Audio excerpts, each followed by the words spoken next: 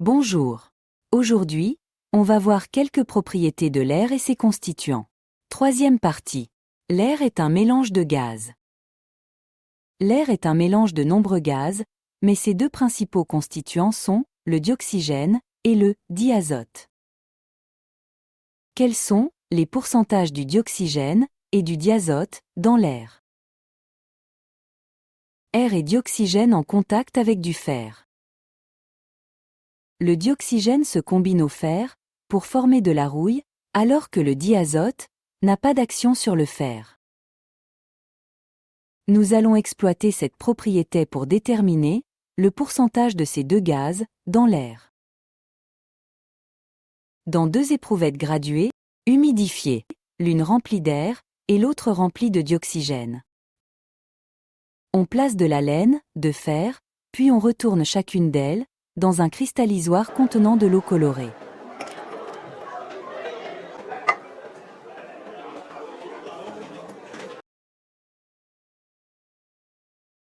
Les photos ci-après montrent les résultats des deux expériences après 10 jours.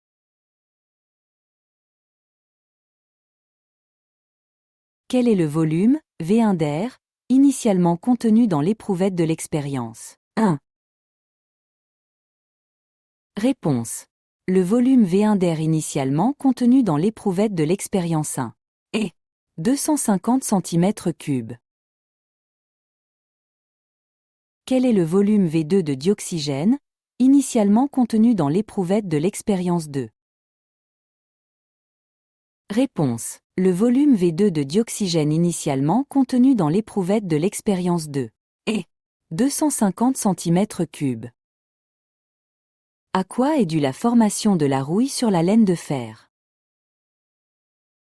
Réponse. La formation de la rouille sur la laine de fer est due à l'action du dioxygène sur le fer.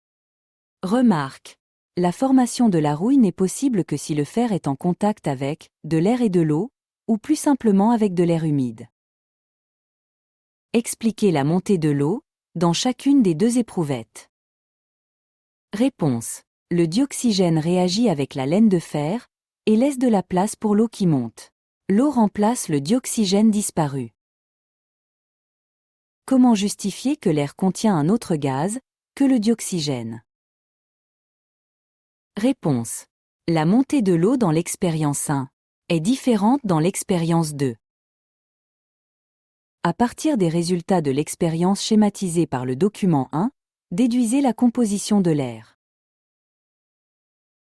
Réponse. La montée de l'eau dans l'éprouvette de l'expérience 1 est de 50 cm3, donc le volume de dioxygène dans l'air est ce qui représente 1/5.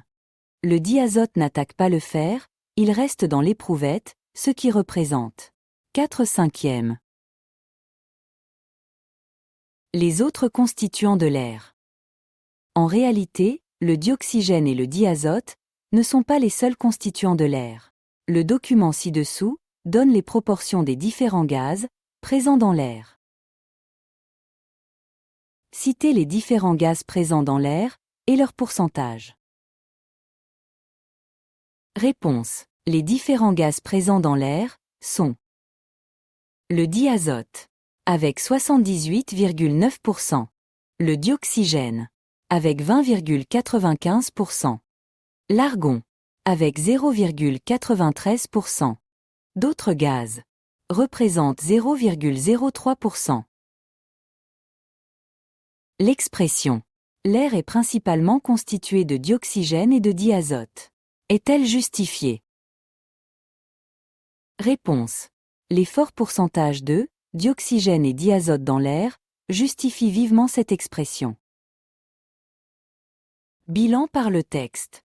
Le dioxygène et le diazote sont les deux principaux constituants de l'air sec.